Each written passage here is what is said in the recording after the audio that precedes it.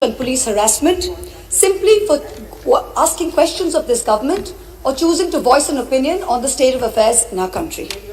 So I, as a parliamentarian, garbed in parliamentary privilege, now choose to use this platform that the people have given me to ask the questions that the people want to ask and to give voice to their thoughts, so that this government may know that arresting, attacking and repressing voices will not hold. I trust my honourable colleagues on the treasury benches will not shout me down, that you, Mr. Honourable Chairman, sir, will let me speak for the entirety of my allotted time, and that Lok Sabha TV, paid for by taxpayers' money, will not turn the screens off. The American journalist Elmer Davis's words about the United States are just as relevant to the celebration of the 72nd anniversary of the birth of our republic. That this republic was not created by cowards, and cowards will not preserve it. So today, I speak of cowardice and courage and of the difference between the two. Of those cowards who hide behind the false bravado of authority, of power, of hate, of bigotry, of untruths, and dare to call it courage. After all, this government has turned propaganda and disinformation into a cottage industry, whose biggest success is the recasting of cowardice as courage. I will lay out various instances where this government has demonstrated courage. The government claims it has shown courage to bring in a law that questions on arbitrary parameters who is or who isn't an Indian. The Citizenship Amendment Act was passed in 2019 in this House on the pretext of granting citizenship to persecuted Hindus and other minorities in neighboring countries. At the same time, it threw into an abyss of insecurity millions of Indians who had been living in this land for generations. But the rules by which this act will be implemented were not yet prepared by December 2020, according to the Ministry of Home Affairs. The deadline has yet again been extended till April 2020. If indeed this government cares so much for those persecuted in neighboring countries, why does it miss deadline after deadline to notify these rules? And meanwhile, very many of us have mustered the courage to tell the government, "Kagaz nahi dikhayenge." Trying to exert central influence over Shantiniketan, Tagore's haven, is not enough to change your colors. Only a small portion of Jana Gana Mana was adopted as our national anthem. I urge the government to read the rest of it. Maybe it will help you understand Tagore, as you call him, and Bengal a little better. My colleague, the respected floor leader of the Congress party, happened to also quote these very words. But I think repeating them over and over again would do our nation some good. Ahoraho tabo aobhan procharito shunitabo udaro bani. Hindu, Bauddha, Sikh, Jain পারসিক মুসলমান ও খ্রিস্টানি পূরব পশ্চিম আসে তব সিংহাসন পাশে গাহে প্রেমহার হয় গাথা জনগণ ঐক্য বিধায়ক জয় হে. Hail unity, hail religious diversity. The courage to make India, the world's greatest democracy, into a virtual police state whereby a single dubious complaint, both an eminent member of this House as well as one of India's most veteran journalists, is charged with sedition. The courage to try and take over every state government by hook or by crook, whether you have won the popular mandate or not. You claimed you were wedded to constructive cooperation and cooperative federalism. Instead of partnering with state governments, you try and muscle them out at every opportunity. Does the ruling party wish that its legacy be that it governed the largest democracy in the world, or that it imposed a one-party rule in India? Ask yourselves. The courage to announce a national lockdown at only 4 hours' notice, causing untold misery, countless deaths, the sight of thousands walking for hundreds of miles with no food or money. This government spent less than 2% on social transfers, in contrast to OECD countries who spent 20%, and 6% which was spent by middle-income countries. The courage, no, the brazen audacity to announce an economic rebound. India was the single worst performer among developing countries in the year 2020. Even if we believe this government's economic survey, the economy was lower by 7.7% in 2020 and will rise by 11% in 2021. So in effect, by 2022, that is over a 2-year time span, the economy will be flat, just at the 2019 GDP number. The survey proclaims that growth is the biggest poverty alleviator. Honorable members of this House, we are going to have no growth for 2 whole years. I don't understand the celebration. I come from a rural constituency and a source for migrant workers. The distress in the MSME sector is real. This rebound is one where large, strong enterprises have become stronger. It is not V-shaped, it is K-shaped. 1% of rich and successful citizens have become richer, and the pains of the MSMEs have only increased. The government had the courage to say that it gave 1,13,000 crores via the direct benefit transfer scheme, only to take the same money away from those very same people and the middle class in the way of increased cess on petrol and diesel. We are not a nation that is growing and sharing its wealth. We seem to be a nation that is only finding ways to share our poverty.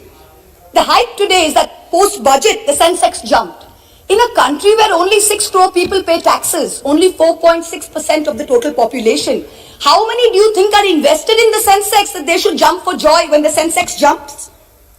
The courage to use the official channels of the Ministry of External Affairs to respond to social media posts by an 18-year-old climate activist and an American pop star, where not even one single ministry has been deputed by this government to try and look out for the food, water and basic sanitation needs of the farmers and their families who have been camping at the border for almost 90 days. And finally, the courage to bring in 3 farm laws when the opposition, farmers across the country, as well as the government's oldest ally, warned it was unacceptable. I wish to remind this government that India, under Prime Minister Lal Bahadur Shastri, committed 3 things to Sant Fateh Singh, the Akali leader. The creation of a Punjabi-speaking state, open-ended public procurement, and an assured return on agricultural produce. These farm laws threaten to snatch away 2 of these guarantees. These laws were arrived at without consensus, tabled without scrutiny, and rammed down this nation's throat with the brute force of the treasury benches. They have firmly established this government's motto of brutality over morality. And everyone else in this country has been portrayed as a coward or a terrorist, from the farmers to the students to the old ladies of Shaheen Bagh. You say you have courage. You claim you have done so many things that no other government before you has done. Yes, that is true. In true fascist fashion, you have made every act of pettiness, of vengeance, of hate, of bigotry a part of your narrative of courage. The reason no one has done it before you is not because no one had the courage, but simply because it was not the right thing to do. Has that thought ever struck you? And India's tragedy today is not just that her government has failed her, but that her other democratic pillars, the media and the judiciary, have failed her too. Lord Hayne, the Labour peer, said in the House of Lords, what is the point of being a member of Parliament, either in the Commons or in the Lords, if you don't discharge your responsibilities? And, where appropriate, use the privileges that you have in order to promote justice and liberty. So today, like a true child of Bengal, I will stand here and be courageous. Trust me, Mr. Balu, we have not lost the fighting spirit. Even though the government spin factories will later portray it as cowardice or even plagiarism, I will lay out a few home truths by using my parliamentary privilege that guards me from charges of sedition and contempt for anything I say in this house. And Mr. Law Minister, sir, if you're present on the premises, with all due respect, this time you have neither the right to shut me up nor to try and get my words expunged from the record.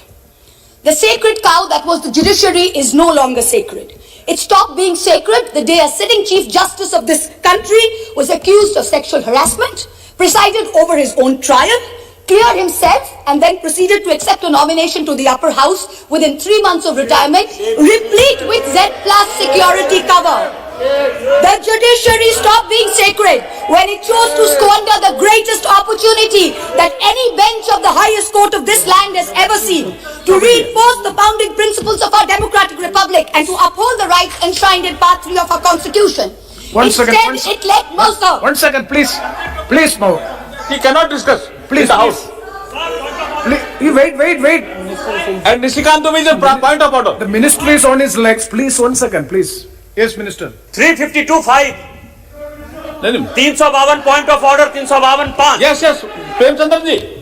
She cannot discuss. 352(5). The chief justice, the conduct of the chief justice of India. Let the minister. Here, without giving the prior notice and approval of your chair.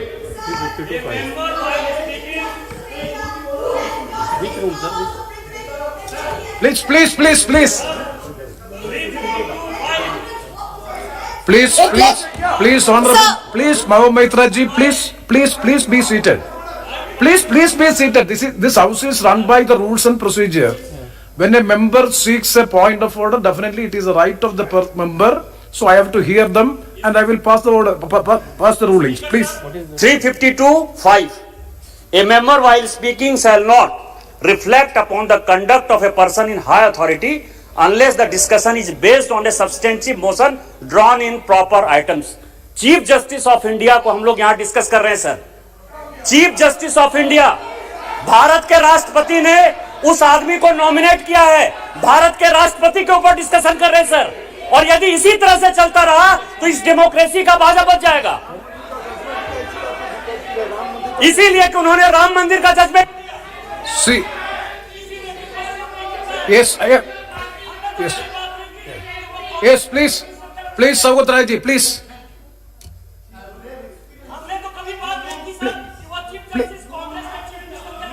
Please. Saugat Rai ji, please.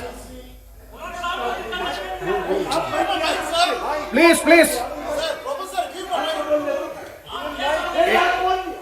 Hey, please. चार बार नहीं sir, हमें Saugat Rai ji, आप sir बोलिए ना, आप बोलिए. that member is shouting. Please. Sir, Under what rule? honorable member under 352(5), Oh, please. I am going for an explanation. When the honorable member Mahua Moitra spoke, she did not refer to any person by name.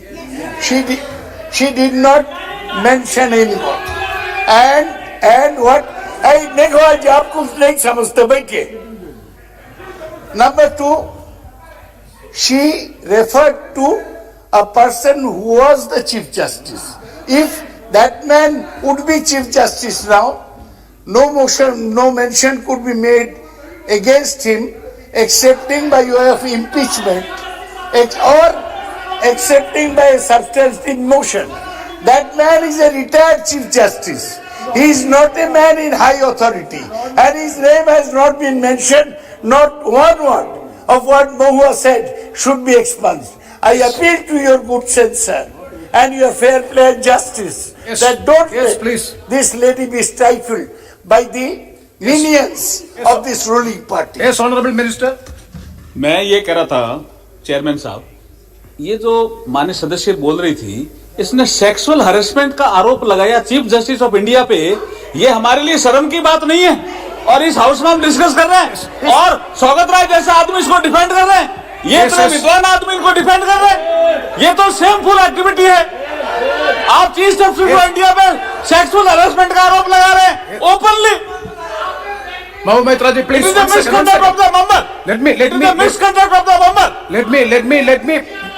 Let me pass the observation of the chair. We will go through the proceedings. If anything it is affecting the higher authority and anything which is unparliamentary, definitely it will be looked into and it will be corrected. Please try to avoid such observations. No, sir. Sir, it is extremely important that I not only not avoid please, sir. It is very important that I not only not avoid them, but I bring them up. Because I did not accuse the honorable gentleman of sexual harassment. Please. Somebody else did. A trial happened which he presided over. Number one, let me put it on record. I did not. It is a matter of great shame that someone sitting in the Chief Justice of India's chair, to which he had been appointed by the President of India, was accused of such a horrible act. I did not do it. Instead, let migrants walk She to is their repeating deaths. the subject. Please. It let our greatest It should not be activists done. and modern It should freedom not be done. fighters rot in jail. She is repeating the It target. now sits back as She is not obeying the order. Chairman sir, she is not obeying the order. Chairman sir, she is not obeying the order. Again she is repeating. See, anything objectionable will not be there on the records. Please. Sir, Yes. Obeying the order of the chair also. No, anything She is again repeating the same charges against the Chief Justice of India. sir, Please, is it please. on? Sir, I have already. excuse me, sir. Please, Mahua Moitra ji, please be Excuse seated. me, sir. Please. Sir, you are welcome. Sir, Hardy. Mahua Moitra ji, Hello. You have already made your observation. Yes, sir. Please, Let me continue with my speech. Please Let have the me- patience. Please let- have the patience to Yes, hear the sir. chair, please. Yes, sir. Please, Let me please. continue. See, the matter is there is. Let me continue my speech, And sir. please, Mr. you Chairman, please sir. wait. Thank Don't- you. don't be so- Instead, What, madam? the Madam. judiciary stopped being sacred when it chose to squander the greatest opportunity Point of order. that Yes. any bench of the highest court of the land has ever seen. Mahomait Raji, please address to the chair. Please hear the chair. Please be seated. Please be seated for 1 second. See the matter. Yes, 352(5). 356. I'm calling 356. Yes. 356. The Speaker, after having called the attention of the House to the conduct of a member who persists in irrelevance or in tedious repetition, either in own arguments or the arguments used by other members in debate, may direct that member of discontinue the speech. Again he is repeating, sir. Yes. आपके observation के बाद again he is repeating. Nishikant Dubey ji, wait. Nishikant Dubey ji, we have already disposed of the issue. Yeah. See, if anything objectionable to the higher authority regarding the Chief Justice, any allegation is there, please. Definitely the chair will go through. Please. The chair will go through the proceedings. If anything is objectionable, definitely it will be expensed. Yes, please continue and please don't repeat it. Sir, the judiciary stopped being sacred when it chose to squander the greatest opportunity that any bench of the highest court of this land has ever seen, to reinforce the founding principles of our democratic republic and to uphold the rights enshrined in Part 3 of our Constitution. Instead, it let migrants walk to their deaths, it let our greatest activists and modern fighters rot in jail, and it now sits back as a mute spectator when our young are prosecuted for cracking a joke. The judiciary seems to have forgotten the constitutional principle of separation of powers, that parliament and parliament alone can legislate. If something is bad in law, then the courts can strike it down or stay it on grounds of unconstitutionality. But unless it is so, the courts must do nothing. The government alone must face the consequences. If the government has brought in the farm laws which are not acceptable to people, then either the government will repeal the laws or the courts or the people will vote the government out. We urgently need the sagacity and courage shown by the high courts during the emergency when they delivered ADM Jabalpur and like decisions. The Supreme Court unfortunately is failing the common citizen and is being perceived as protecting the privilege and ironically only itself. A very large section of the Indian media has plummeted to new depths, both in terms of lack of factual reporting as well as the total absence of journalistic ethics. And yet, even when the bar is so low, the WhatsApp chat leaks detailing correspondence between a large government-leaning media channel and the head of the TV ratings agency expose the utter filth and the crony capitalism that ironically this government claimed to be saving us from. What is left of the resilient media is being targeted with the provisions of the UAPA and other draconian laws. You keep taunting the Congress about the emergency, but India today is in a state of undeclared emergency. But the government has miscalculated. There is a fundamental difference between cowardice and courage. The coward is brave only when armed with power and authority. The truly courageous can fight even when unarmed. Do not forget this. Do not forget this when you tell the authorities in Ghaziabad to clear the protest site overnight with the help of the police and the bureaucracy. You are not being courageous. You're a coward wielding power. The truly brave came in droves from villages wielding nothing but the belief that their cause is just. Only They one were speaker? propelled. One speaker. They were propelled by the spontaneous tears of their leader, not by the force of their water cannons. Do not forget this when you block the roads and cut the internet off in 17 of Haryana's districts. You are not being brave. You are a coward wielding power. The state of Haryana gives 10% of India's air force and contributes to 11% of the total strength of the Indian Navy. Its people can neither be termed anti-national, nor terrorists, nor gaddars. Do not forget this. When a peaceful 60-day movement is insidiously hijacked and then you slap FIRs on Punjab's farmers. You are not being courageous. You are a coward wielding power.